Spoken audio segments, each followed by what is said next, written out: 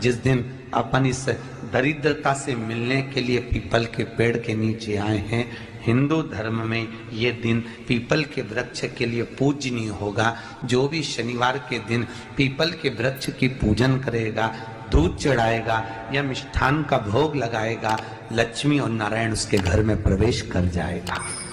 लक्ष्मी और नारायण उसके घर में प्रवेश करेगा। पुराण की कथा कह रही है कि दुनिया के सारे तीर्थ नहीं जा सकते, पृथ्वी की सारी नदियों में स्नान नहीं कर सकते, पवित्र नदियों में आप स्नान नहीं कर सकते, या किसी भी तीर्थ में जाकर एक रात्रि भी विश्राम नहीं कर सकते, या हमने जिंदगी में कोई दान करा ना करा, कोई पुण्य करा ना करा, कोई सत्कर्म करा ना करा, कोई शास्त्र पढ़ा ना पढ़ा, कोई शास्त्र सुना ना सुना, उसके बाद भी शिव महापुराण की कथा कहती है कि एक दिन में अगर मात्र एक बार भी आप शंकर के शिवालय में प्रवेश कर गए या मंदिर में प्रवेश कर गए तो सारे तीर्थ, सारी नदियां, सारे सरोवर, सारी बावड़ी, सारे तालाब, सारे कुंड के स्नान का पुण्य, दान का पुण्य प्राप्त, केवल शिव तत्व को प्राप्त कर लेने। शिव महापुराण की कथा कह रही है कि घर में जो दिया होता है वो दीपक भी कोई साधारण नहीं होता, उस दीपक की भी महत्वता है, उस दीपक का भी वर्णन है। एक बात बहुत अच्छे से सुनिएगा, शायद आपकी जिंदगी को सवार, शायद आपके जीवन को। मेरी जीजियों, मेरे जीजाओं, मेरी बेटियों, बेटाओं, कभी मौका लगे शंकर भगवान के शिवलिंग के पास में आप बैठे हैं, यहां तक शास्त्र कहता है कि घर में अगर किसी को बहुत तेज बुखार आ गया है, बहुत तेज बुखार, और बच्चा उस बुखार में तप रहा है, बहुत तप रहा है, मारा, तुम जिस दिए में भगवान की आरती उतारते हो, जिस दिए से तुम भगवान की पूजन करते हो, कभी मौका लगे और आप पूजन करने के लिए गए, कभी पूजन शंकर भगवान के शिवलिंग के पास में या शंकर भगवान के शिवलिंग के ऊपर कनेर का अगर पीला फूल देखा है ना आप लोगों ने, अरे बोलो तो जम के, देखा है?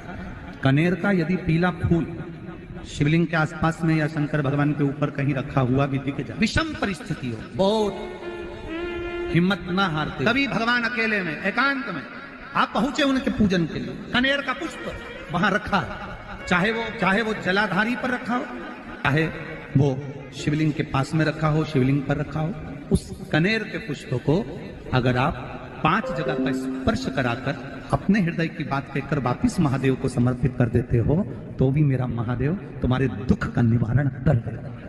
अब वो 5 स्थान, पहला गणेश जी का जो स्थान होता है वह जगह, दूसरा षडानंद कार्तिक, तीसरा अशोक सुंदरी वाला, चौथा जलाधारी जो ऊपर से बूंद बूंद जल नीचे गिरा रही है, जया, विषहरा, शामली बारी, दौतली, देव, शंकर जी की 5 बेटियों का, और 5वें नंबर का है शंकर भगवान के, जो कैसे वर्णन किया जाए, त्रिशूल के 3 भाग होते हैं। करें दर्शन आप लोगों ने, जैसे सामने त्रिशूल लगा है, इस त्रिशूल के ऊपर देखेंगे तो 3 भाग दिख रहे हैं, नजर आ रहे हैं सबको? त्रिशूल का जो 3 भाग होता है, उस 3 भाग का जहां ज्वाइंट होता है, जहां मिलता है, एक जगह पर देखो तीनों भाग एक जगह पर मिले हुए, 3 भाग का जहां मिलन होता है, पंचम स्थान, ये 5वां स्थान, यहां पर स्पर्श कराकर शिवलिंग पर अपनी कामना कर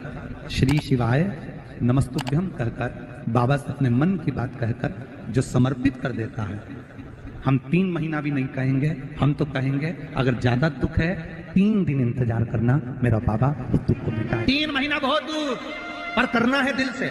और कई तरह के दीपक होते हैं, दीपक का भी विधान वर्णन किया गया, उस दिए का भी वर्णन किया गया। यहां तक शास्त्र कहता है कि घर में अगर किसी को बहुत तेज बुखार आ गया है, बहुत तेज बुखार, और बच्चा उस बुखार में तप रहा है, बहुत तप रहा है, तुम जिस दिए में भगवान की आरती उतारते हो, जिस दिए से तुम भगवान की पूजन करते हो, उस दिए की बत्ती को नीचे डाल दीजिए और उस दिए को पानी की बाल्टी में धो दीजिए। कौन सी बाल्टी में? जिस बाल्टी के पानी से आप बच्चे को स्नान करा सको। मार केवल भगवान पर से ले जाकर, पास में से ले जाकर उस बाल्टी में थोड़ी देर डाल दो और उस बाल्टी के पानी से उस बच्चे को स्नान करा दीजिए। 15 से 20 मिनट, आधा घंटा लगेगा बच्चे का। बड़ी बेचैन दिख रही हो तुम, क्या बात है? पार्वती जी कहती है देवव्रत, कश्मीर प्रदेश का एक भक्त देवव्रत बेलपत्री के वृक्ष के नीचे बैठकर आपका मंत्र जाप कर रहा है। मैं आपको जगाना नहीं चाहती थी, पर बेलपत्री के वृक्ष के नीचे लक्ष्मी झाड़ू लगाती है, सरस्वती वीणा बजाती है, इंद्राणी उस बेलपत्री के वृक्ष के नीचे जल का सिंचन करती है, 33 कोटि देवी देवता उस बेलपत्री के वृक्ष की जड़ में विराजमान होते हैं। इसलिए देवव्रत एक बार पंचाक्षर मंत्र बोलता है तो वो 33 करोड़ बार गिना जाता है। ऐसा बेलपत्री का वृक्ष होता है। बेलपत्री के वृक्ष के नीचे एक बार अगर भगवान का नाम लिया जाता है तो वो 33 करोड़ बार, 33 कोटि बार गिना जाता है। एक मंत्र केवल नमः शिवाय, ओम नमः शिवाय, नमः शिवाय, ओम नमः शिवाय। फिर वही वाली बात आ गई जो पहले कथा में कहा, अपने लिए अच्छा वाला घी छाट के लाना, अच्छी कंपनी का लाना, और जब यज्ञ करने बैठे, पूजन करने बैठे, हवन करने बैठे, भगवान का तुम पाठ पूजन करवाई, पूजा वाले दुकान पे बोलना कि पूजा का घी चाहिए। तो वो पूजा का सामान बेचने वाला भी चतुर था, उसने पूजा का ही घी दिया। तो इन्होंने पूछा भैया ये घी कितने का? तो क्या 80 रुपए का? तो 80 रुपए का आधा किलो? तो क्या पूजा का है? भारत की भूमि पर इस मृत्यु लोक में पूरे विश्व में ऐसे कई घर हैं जिनके घर में गुजारा करने के भी आफत है, पहनने के कपड़े नहीं, किसी के यहां पर भोजन नहीं, किसी के यहां जमीन नहीं, किसी के यहां दुकान नहीं, कोई पूरी जिंदगी किराए के मकान में निकाल देता है। नहीं, मेरा एक निवेदन है, इस कथा को जितने छत्रपति संभाजी नगर के श्रोता भाई बहन श्रवण कर रहे हैं उनसे निवेदन करूंगा, आप हाथ का ठेला लगा रहे हो, सब्जी का ठेला लगा रहे हो, फल का ठेला लगा रहे हो, धक्के की जिंदगी जी रहे हो, दरवाजे पर बैठे हो, कहीं ना कहीं तुम दास्य भाव की जिंदगी जी रहे हो, तकलीफ में जिंदगी जी रहे हो, बहुत दुख की जिंदगी जी रहे हो, बहुत कष्ट की जिंदगी जी रहे हो, उनसे केवल निवेदन करूंगा 3 महीने 2 जगह पर जल चढ़ाना प्रारंभ कर दीजिए, केवल 3 महीने। एक शंकर भगवान के शिवलिंग पर, दूसरा बेलपत्री के पेड़ के नीचे, 2 जगह पर जल चढ़ाना 3 महीने लगातार चालू कर दो, बाबा तुम्हारा हाथ पकड़कर तुम्हें उन्नति की सीढ़ी पर चढ़ा देगा। हमें कोई चमत्कार करना नहीं आता, और ना हम कोई तंत्र विद्या या मंत्र विद्या जानते हैं, ना हमारे पास में बेल है, ना हमारे पास में भभूति है, हमारे पास में तो केवल शिव का नाम है। आप श्री शिवाय नमस्तुभ्यम बोलो, ओम नमः शिवाय बोलो, नमः शिवाय बोलो, चाहे महामृत्युंजय मंत्र बोलो, उसका स्मरण करते करते भगवान शंकर के शिवलिंग पर जल, और उसी पात्र में जो जल तुमने शंकर जी को चढ़ाया है उसमें से बचा हुआ थोड़ा सा जल बेलपत्री के पेड़ के नीचे चढ़ाना प्रारंभ कर दो। अलग से बेलपत्री के पेड़ के नीचे चढ़ाने के लिए अलग से लोटा भर के जल जरूरत नहीं पड़ेगी। जो तुमने शिव जी को जल चढ़ाया, जो तुमने देवाधिदेव महादेव को जल चढ़ाया, बस उसी पात्र का जल शंकर जी को चढ़ाओ, उसमें से बचा हुआ थोड़ा सा जल बेलपत्री के वृक्ष के नीचे चढ़ाना प्रारंभ करना। कौन सा बेलपत्री का वृक्ष? जिसकी छाया आपके ऊपर आ रही है। शिव महापुराण बड़ी सुंदर बात कहता है, ध्यान दीजिएगा। जिस बेलपत्री का पौधा तुम्हारे सिर का, और ये दोनों हाथ ऊपर कर लो, अपन खड़े हुए और खड़े होकर दोनों हाथ ऊपर करे, इतना बड़ा बेलपत्री का पौधा है, उस बेलपत्री के पौधे की पत्ती को कभी तोड़कर शंकर जी को नहीं चढ़ाना चाहिए। ध्यान रखना, कितना बड़ा पौधा। आप खड़े हो जाओ और खड़े होने के बाद आपका हाथ ऊंचा कर लेना, इतना बड़ा पौधा है, उस पौधे की पत्ती बेलपत्री को तोड़कर शंकर भगवान को कभी नहीं चढ़ाना। शंकर भगवान को उस बेलपत्री को, उस वृक्ष की पत्ती को तोड़ना चाहिए जो वृक्ष तुम्हारे हाथ से थोड़ा सा ऊंचा हो, जिसके लिए तुम्हें हाथ और ऊंचा करना पड़ रहा हो।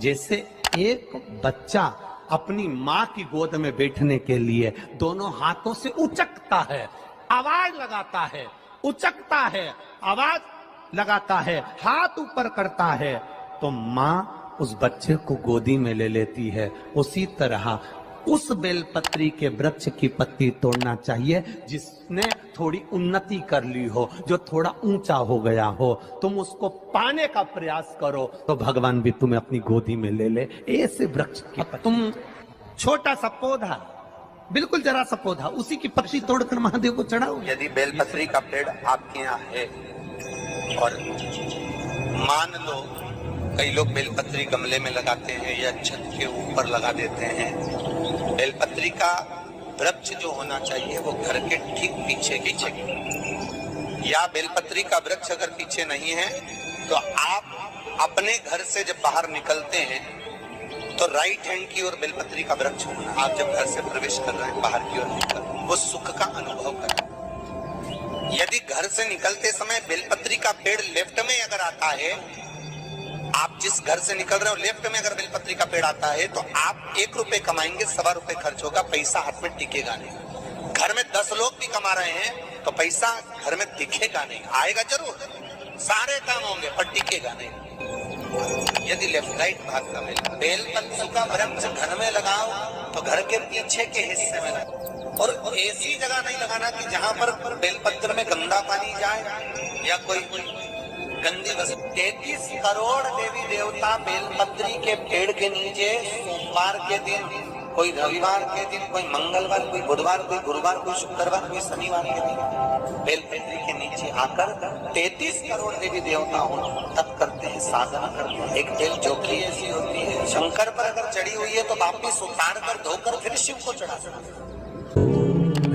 किसी व्यक्ति से कोई काम करवाना है, वो काम नहीं कर रहा, कोई फाइल आगे नहीं बढ़ रही है, कोई कार्य अटक रहा है, या फिर कहीं रुपया पैसा अटक गया हो, नहीं निकल रहा हो, तो एक जल के पात्र में जल भरकर 5 बेलपत्री शिव जी को समर्पित कर कुंदकेश्वर महादेव का नाम लेकर एक सफेद पुष्प बेलपत्री के ऊपर जो शिव जी को चढ़ाई है उस पर समर्पित कर जल जो लेकर गए हो, अपनी उस कामना को कर कि मेरा ये कार्य अटक रहा है, ये कार्य नहीं हो रहा, कुंदकेश्वर महादेव का नाम लेकर धीरे धीरे जल की धार चढ़ाइए। और एक बात हमेशा याद रखना, फिर निवेदन कर रहे हैं, अच्छे से समझ लेना, शंकर जी पर जब जल चढ़ता है, शिव जी का जब अभिषेक होता है, शंकर जी पर जब जल चढ़ाया जाता है, दूध चढ़ाओ, जल चढ़ाओ, कुछ भी चढ़ाओ, पर एक बात का स्मरण अपने जीवन में होना कि इतने ऊपर से मत चढ़ाना कि जल चढ़े और छींटे आपके ऊपर। बहुत ध्यान दीजिएगा। हाँ, तो यहाँ तक वर्णन करा गया है कि शंकर जी का जल चढ़ा हुआ जहां से बहकर जाता है ना, उसको लांगा तक नहीं जाता। यहाँ लांगते हैं क्या?